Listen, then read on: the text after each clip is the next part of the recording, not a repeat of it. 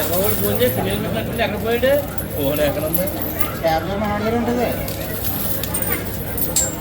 Phone తీసుకో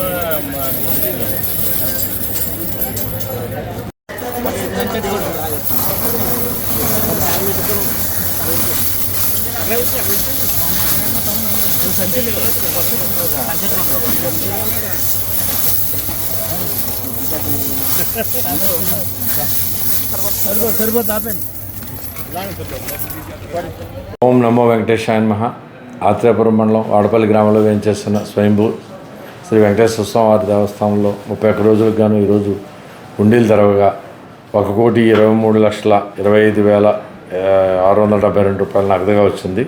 అలాగే 10 గ్రాముల బంగారం, వెండి కేజీ 925 గ్రాములు వచ్చింది.